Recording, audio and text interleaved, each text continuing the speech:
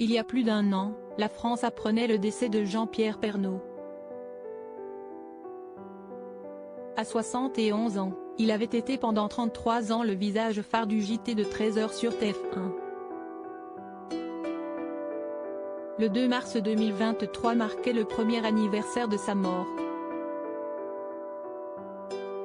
Dans une interview accordée à France Dimanche, Dominique Lagroux-Sampère a évoqué le décès du présentateur, son rapport à la mort, mais aussi les projets sur lesquels elle travaille depuis l'annonce de son départ de TF1 en 2020. C'était mon complice professionnel, a indiqué la journaliste en parlant de Jean-Pierre Pernaut et de ce que ce dernier représentait pour elle.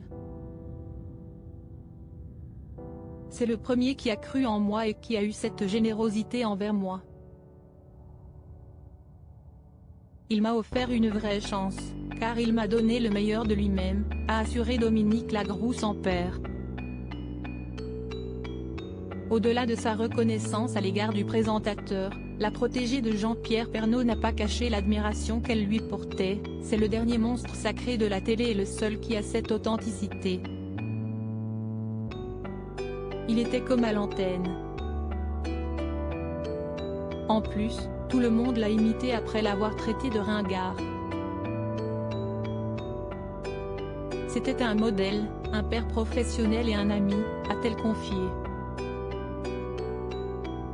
Alors que la journaliste de 49 ans est interrogée sur sa réaction face à la perte de son mentor, et à celle de son mari en novembre 2019, cette dernière est revenue sur sa vision de la vie. Quand on se pose un moment et que l'on fait un pas de côté, on se rend compte que la vie est une souffrance. J'ai décidé de faire un pied de nez à la mort. Je suis une battante. J'aime violemment la vie, et c'est la mort qui me l'a appris. Supérieur à Jean-Pierre Pernaut est décédé à l'âge de 71 ans. Retour sur sa vie en 50 photos. Dominique Lagroux-Sampère à la place de Jean-Pierre Pernaut au 13h. Écriture de livres, développement d'une chaîne YouTube, voire présentation d'un JT, Dominique Lagroux-Sampère a aujourd'hui de nombreux projets en tête. Alors qu'elle a confié ne pas regretter son départ de TF1, car elle n'y était plus heureuse et qu'elle ne recevait plus de propositions qui la satisfaisaient, Dominique Lagroux-Sampère a tout de même admis qu'elle aurait adoré succéder à Jean-Pierre Pernaut à la tête du 13h. Mais le destin en aura décidé autrement. En parallèle de la sortie de son roman Celle qui s'aime enfin, la journaliste travaille à l'expansion de sa chaîne YouTube.